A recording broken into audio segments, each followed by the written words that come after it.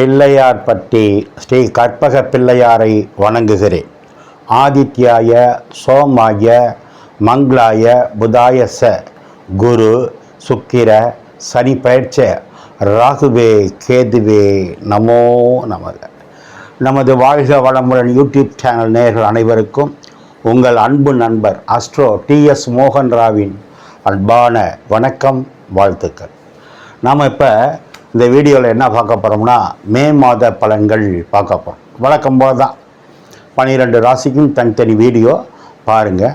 முதல்ல இந்த மாதத்தில் எந்தெந்த கிரகங்கள் எங்கே இருக்குது அப்படிங்கிறத பார்ப்போம். செவ்வாய் பகவான் அவருடைய சொந்த வீடு, மேச வீடுங்கிறது செவ்வாய்க்கு சொந்த வீடு, ஆட்சி வீடு. அந்த வீட்டுக்கு வர்றாரு. என்றைக்கு வர்றாரு? 10ஆம் தேதி வர்றாரு. மே மாதம் 9ஆம் தேதி வரைக்கும் இங்கே இருக்கிறாரு.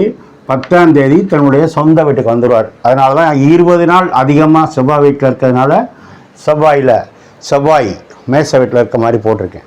அதே மாதிரி புத பகவான் அவர் பார்த்தீங்கன்னா 9ஆம் தேதி வரைக்கும் மேச வீட்டில் இருக்கார். 10ஆம் தேதி ரிஷப வீடு, அவருடைய நண்பர் வீடான ரிஷப வீட்டுக்கு வந்துடுவார். யார்? புத பகவான் 9ஆம் தேதி வரைக்கும் மேச வீட்டில் இருக்கார். 10ஆம் தேதி ரிஷப வீட்டுக்கு வந்துடுவார். அடுத்து பார்த்தீங்கன்னா 15ஆம் தேதி சூரிய பகவான் ரிஷபத்துக்கு வந்துடுவார். 14ஆம் தேதி வரைக்கும் மேசத்தில் உச்சமாக இருக்கார். 15ஆம் தேதி ரிஷப வீட்டுக்கு வந்துடுவார். சூரியன் ரிஷப வீட்டுக்கு வந்துட்டால் என்ன அர்த்தம்? வைகாசி பிறந்துருச்சின்னு அர்த்தம். என்னைக்கு?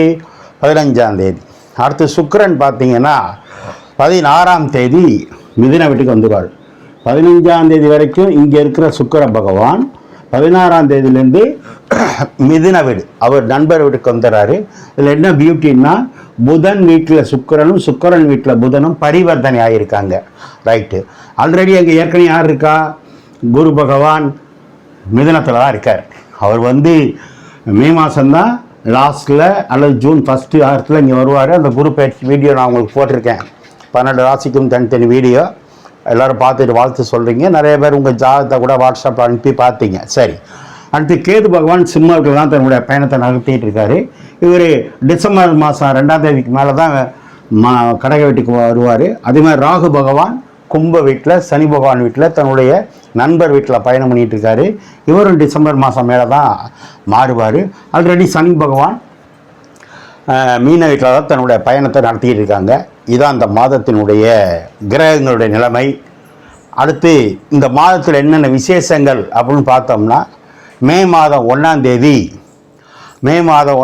பார்த்தீங்கன்னா தொழிலாளர் தினம். மே மாதம் 1ஆம் தேதி தொழிலாளர் தினம்.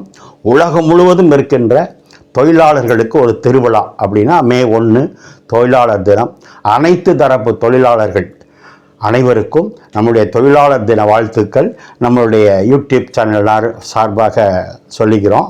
அன்னையிலேருந்து தொழிலாளர்கள் அனைவரும் தங்களுடைய வாழ்க்கையில் நிறைய முன்னேற்றங்கள் அடையணும்னு வேண்டிக்கிறேன். அடுத்து பார்த்தீங்கன்னா 28ஆம் தேதி பக்ரீத் பண்டிகை. நாடு முழுவதும் பக்ரீத் பண்டிகை கொண்டாடக்கூடிய நம்முடைய இஸ்லாமிய நண்பர்களுக்கு நம்முடைய மனப்பூர்வமான வாழ்த்துக்கள். அடுத்து பார்த்தீங்கன்னா 30ஆம் தேதி வைகாசி விசாகம். வைகாசி விசாகம்னாலே தெரியும், முருகனுக்கு உகந்த நாள், முருகனுக்கு பிறந்த நாள், இப்படி சொல்லிக்கிட்டே போகலாம். அத்தனை முருகன் ஆலயங்கள்லையும் குறிப்பாக 6 படை வீடுகளில் சிறப்பாக இருக்கும். அன்னையிலேருந்து அந்த முருகப்பெருமான் அருள் உங்களுக்கும் நாட்டு மக்களுக்கும் கிடைக்கணும்னு வேண்டுகிறோம். அடுத்து நேயர்கள் நீங்கள் என்ன தெரிஞ்சுக்கணும்னா, நம்ம பேசுகிறது பொது பலன் தான், உங்களுடைய இண்டிவிஜுவல் ஜாதகம் இல்லை. அதனால் யாராவது எனக்கிட்ட ஜாதகம் பார்க்கணும்னா கீழே இருக்க நம்பருக்கு ஃபோன் பண்ணுங்கள். வாட்ஸ்அப் நம்பர் தரேன், ஜாதகம் பார்க்கலாம். நான் வணங்கும் அண்ணாமலையார் உண்ணாமலத்தாய், என் குலதெய்வம் முத்துமாரியம்மன், நான் நித்தம் வணங்கி வேண்டி நிற்கும் குமரமலையான், என் தாய் தந்தையரை வணங்கி இந்த மாத பலன்கள் அத்தனையும் உங்களுக்கு சிறப்பாக இருக்கணும், நீங்கள் எல்லாம் நல்லா இருக்கணும்னு நான் வேண்டிக்கிறேன். வாங்க நம்ம வீடியோக்குள்ளே போவோமா?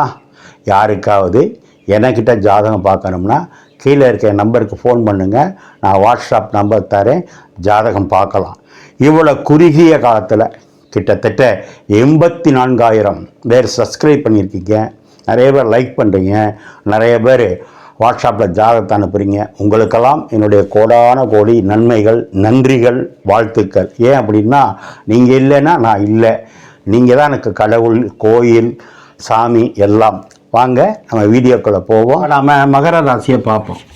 மகரம் அப்படின்னா சிகரம் தொடும் ராசின்னு சொல்லியிருக்கேன். அதை மறக்கவே மாட்டேன். ஏன்னா போன மாதம் எனக்கு வந்தது ஃபுல்லாக அந்த மகர ராசி தான். சார் குரு பயிற்சி ஆயிடுச்சுங்கிறாங்க, சனி பயிற்சி ஆயிடுச்சுங்கிறாங்க, ஆகா ஓகோங்கிறாங்க. என் ஜாதகத்தை கொஞ்சம் பார்த்து சொல்லுங்கள் சார்னு சொன்னது அதிகமாக நீங்கள் தான். இப்போ சொல்கிறேன், கேட்டுக்குங்க. மகரத்துக்கு சிகரம் தொடும் ராசின்னு ஏன் பேர் வச்சோம்னா, ஆரம்ப காலத்தில் சின்ன வயசில் இவரோ இல்லை உங்கள் குடும்பமாக கஷ்டப்பட்டிருக்கோம். உண்மைதான். ஏன்னா அது சனி பகவானுடைய வீடு. ஆனால் பிற்காலம் எப்படி இருக்கும்? நேர்மையாகவும் உண்மையாகவும் இருந்தால் இந்த மகரம் ஒரு நாள் சிகரத்தை தொடும், தகரமும் தங்கம் ஆகும். இது மாற்று கருத்தே கிடையாது. சரி, இப்போ ராசிநாதன் 3ஆம் இடத்துல இருக்கார். பொதுவாக சனி 3ல் இருக்கலாம், அதில் ராசிநாதன் இருந்திருக்கக்கூடாது. ஆனால் சனி 3ல் இருந்தால் நல்லதே நடக்கும். 7.5 சனியெல்லாம் முடிஞ்சு போச்சு. நேற்று ஒருத்தர் ஃபோன் பண்ணி கேட்குறாரு, சார் மகரத்துக்கா 7.5 எல்லாம் கிடையாது, இன்னொரு 10 வருஷம் ஆகும் அந்த சனியெல்லாம் வர்றதுக்கு. சரி, அப்போ ராசிநாதன் நல்லா இருக்காரு. ராசிநாதன் நல்லா இருந்தாலே நீங்கள் நல்லா இருக்கீங்கன்னு அர்த்தம். நீங்கள் நல்லா இருந்தால் உங்கள் வருமானம் நல்லா இருக்குன்னு அர்த்தம். வருமானம் நல்லா இருந்தால் குடும்பம் நல்லா இருக்குன்னு அர்த்தம். ஆக இந்த மாதம் முழுவதும் நீங்கள் நல்லா தான் இருக்கீங்க. ரைட்.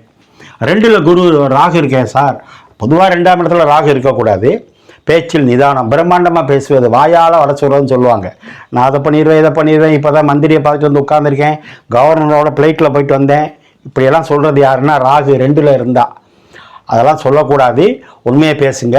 ஆனால் ராகு 2ல் இருக்கும்போது பேசி தொழில் பண்ணுறவங்களுக்கு நல்லது. ஆசிரியர், ஜோசியர், பேராசிரியர், மேடை பேச்சாளர், இவங்களுக்கெல்லாம் அந்த விளக்கமாக எடுத்து சொல்கிறது ராகுவும் குரு தான் சொல்ல முடியும். ஏன்னா ராகு பிரம்மாண்ட கிரகம், குரு நல்ல நேரத்துக்குள்ள கிரகம். அப்போ 2ல் ராகு இருக்கும்போது பேசி தொழில் பண்ணுறவங்களுக்கு நல்லது. சரி, அதை குருவும் பார்க்குறாரு, அது அதோட நல்லது. சரி, 4ஆம் இடத்துல செவ்வாய் ஆட்சியாக இருக்குது. பொதுவாக செவ்வாய் மகரத்துக்கு ஒரு பாதகாதிபதினு சொல்லுவாங்க. அது ஜாதகத்துக்குள்ளே போகும்போது உங்கள் ஜாதகத்தை பார்த்து சொல்லணும். இப்போ நம்ம அதை எடுத்துக்க வேண்டாம். 4ல் செவ்வாய் ஆட்சியாக இருக்குது. வீடு அமையும். வாடகை வீடு மாற்றிக்கலாம், இல்லை ஒத்திக்கு ஒரு வீடு போகணும் சார் போகலாம், லீஸுக்கு கடை எடுக்கலாம், இல்லை சொத்தையை வாங்கலாம். விவசாயம் நல்லாயிருக்கும். ஏன்? செவ்வாய் 4ஆம் இடத்துல ஆட்சி பவராக இருக்குது. அப்போ பூமி யோகம் உண்டு, விவசாயத்தில் யோகம் உண்டு. செவ்வாய் ஆட்சியாக இருக்குது. கட்டட பொறியாளர், செங்கக்காலவா, எலக்ட்ரிக்கல், ரியல் எஸ்டேட், இவங்களுக்கெல்லாம் நல்லது இந்த தொழில் இருக்கவங்களுக்கு. சரி, 4ஆம் வீட்டு கிரகம் திரும்ப 11ஆம் இடத்தை பார்க்குது. 8ஆம் பார்வையா 10ஆம் இடத்தையும் பார்க்குது. செவ்வாய் 10ஐயும் பார்த்து 11ஐயும் பார்த்தா செவ்வாய் சம்பந்தப்பட்ட பொருட்கள், சிகப்பு நிற பொருட்கள்னால லாபம், தொழில் உண்டு. நான் சொன்ன மாதிரி செங்கக்காலவை எடுத்துக்கலாம், கட்டிட பொறியாளர் எடுத்துக்கலாம், ரியல் எஸ்டேட் எடுத்துக்கலாம், செவ்வாய்னா தென்னந்தோப்பு, தெங்குங்க, அதை எடுத்துக்கலாம். இந்த தொழில் பண்ணுறவங்களுக்கெல்லாம் லாபம். சார் என்ன தொழில் பண்ணாலும் லாபம் இருக்கும். நான் சொன்ன மாதிரி செவ்வாய்னா வீடு, அது வாங்கலாம், வாகனம் வாங்கலாம், பூமி யோகம் உண்டு. சார் 5ல் போய் சூரியன் புதன் இருக்கே. பொதுவாக 5ஆம் இடம் என்பது பூர்வ புண்ணியஸ்தானம். 5 கூடையவர் போய் 6ல் இருக்கார். சுக்கிரன் 6ல் இருக்கார். 6 கூடைய பூதன் 5ல் இருக்கார். 5 6 பரிவர்த்தனை. அப்படின்னா என்ன? 5ஆம் வீட்டு வேலையெல்லாம் 6ல் செய்ய போகிறாங்க, 6ஆம் வீட்டு வேலையெல்லாம் 5ல் செய்ய போகிறாங்கன்னு அர்த்தம். அப்படின்னா என்ன அர்த்தம்? நீங்கள் பூர்வீகத்தை விட்டு வெளியில் போய் வருமானத்துக்காக வேலைக்காக போகிறீங்கன்னு அர்த்தம். அல்லது போயிருந்தால் அதில் லாபம் இருக்குன்னு அர்த்தம். 5ன்னா பூர்வீகம், அது 6க்கு போகுது. 6ன்னா சர்வீஸ் வேலை. அப்போ பூர்வீகத்தை விட்டு வெளியில் போய் நீங்கள் சம்பாதிக்க போகிறீங்க, வேலைக்கு போகிறீங்கன்னு அர்த்தம். அது அடுத்த மாநிலமாக இருக்கலாம், அல்லது வேறு மாவட்டமாக இருக்கலாம், அல்லது வெளிநாடாக இருக்கலாம். எதுவாக இருந்தாலும் இந்த மாதம் அந்நிய மொழினால், அந்நிய மொழி பேசுகிறதுனால, அந்நியர்னால வருமானம் உண்டு உண்டு உண்டு. சரி, சுக்கிரன் 6ல் இருக்கும்போது 12ஆம் இடத்தை பார்க்குது. அப்போ கணவன் மனைவி ஒற்றுமை நல்லா இருக்கும். குருவோடு சேர்ந்து பார்க்குறது பர்சனல் நல்லா இருக்கும். குரு சுக்கிரன் ஒன்று சேர்ந்தா இரட்டை குழந்தை பிறக்க வாய்ப்பு இருக்குது, அல்லது ஒரு ஆண் குழந்தையும் பெண் குழந்தையும் பிறக்க வாய்ப்பு இருக்குது. குரு 2ஆம் இடத்தை பார்க்கும்போது வருமானம் வந்துக்கிட்டு தான் இருக்கும். உங்களுடைய தேவைக்கு தகுந்த மாதிரி. என்ன ஒன்று, 6ல் இருந்தால் கடன் வாங்கிடக்கூடாது. கடன் வாங்கினாலும் நியாயமான கடனாக இருக்கணும், நம்ம கண்ட்ரோலுக்குள்ளே இருக்கணும். ஆக இந்த மாதங்கள் அனைத்தும் வெற்றியே. 11ஆம் இடத்தை சூரியன் புதன் பார்க்குது. சூரியன்னா அப்பாவுக்குள்ள கிரகம், புதன்னா 9ஆம் வீட்டு அதிபதி, அப்பாவுக்குள்ள இடத்துக்கு அதிபதி, பிந்தூர் ஸ்தானாதிபதி 11 பார்க்குது. அப்போ அப்பானால யோகமே. நல்ல நேரம் அப்படிங்கிறது 9ஆம் இடம் 11 பார்க்குது. 11ன்னா அக்கா அண்ணனை சொல்கிறது செவ்வாய் ஆட்சியாக இருக்குது. அப்போ உங்களுக்கு அண்ணனுக்கும் உள்ள ஒற்றுமை நல்லாயிருக்கும். 11னா சித்தப்பா, அது நல்லாயிருக்கும். சித்தப்பா உறவு நல்லாயிருக்கும். 11ஆம் இடம்னா மருமகளை சொல்கிறது. சூரியன் பார்க்குது. சூரியனை வளர்ச்சி கிரகம், வெளிச்ச கிரகம். அப்போ அவங்களுக்கு அரசு பணி, அரசு வேலை, அரசு உண்டு. அவங்களுக்கு திருமண யோகம் உண்டு. அவங்களுக்கு அற்புதமான யோகம் உண்டு. ஆக குடும்பத்துக்கே யோகம் காத்திருக்கு. 8ல் கேது, மறைவு ஸ்தானத்தில் கேது இருக்கலாம். ஆனால் மோஷன் போகும்போது லேட்டாகும், அல்லது அதில் ஒரு சின்ன டிஸ்டர்பன்ஸ் இருக்கும். வாக்கில் ராகு இருந்தால் கண்ணுக்கோ பல்லுக்கோ மருத்துவம் உண்டு. சனி 3ல் இருக்கிறது நல்லது தான். ஆனால் இஎன்டி ப்ராப்ளம் வராமல் பார்த்துக்கணும். எப்படி இருந்தாலும் 4ல் இருக்க செவ்வாய் சொத்தையோ சுகத்தையோ உங்களுக்கு கொடுக்காம விடாது. பட்டத்தையோ பதவியோ கொடுக்க விடாமல் இருக்காது. இந்த மாதம் முழுவதும் வெற்றி. கவனமாக இருக்கணும், பேச்சில் நிதானமாக இருக்கணும், உடல்நிலையில் கவனம். ஆக இந்த மாதம் என்பது வெற்றியே. மகர ராசிக்காரங்க 23, 24ஆம் தேதி சந்திராஷ்டமம் இருக்குது. அதில் கொஞ்சம் கவனமாக இருங்க. உடல்நிலையில் கவனம். வண்டி வாகனத்தில் கவனமாக போங்க. 2 வீலர் ஓட்டும்போது ஹெல்மெட் போட்டுக்குங்க. கார் ஓட்டும்போது பெல்ட் போட்டுக்குங்க. செல்ஃபோன் பேசிட்டு வண்டி ஓட்டாதீங்க. ஃபைனான்ஸில் இருக்கவங்க, பேங்க்கில் இருக்கவங்க, பணங்காசு விஷயத்தில் எச்சரிக்கை எச்சரிக்கை எச்சரிக்கை. நீங்கள் வழிபட வேண்டியது ஒரு முறை ஸ்ரீரங்கம் பெருமாள் வழிபாடை போய் பாருங்கள், வழிபாடை பண்ணுங்க. இந்த மாதத்தை கொண்டாடுங்க. ஓம் நமச்சிவாய.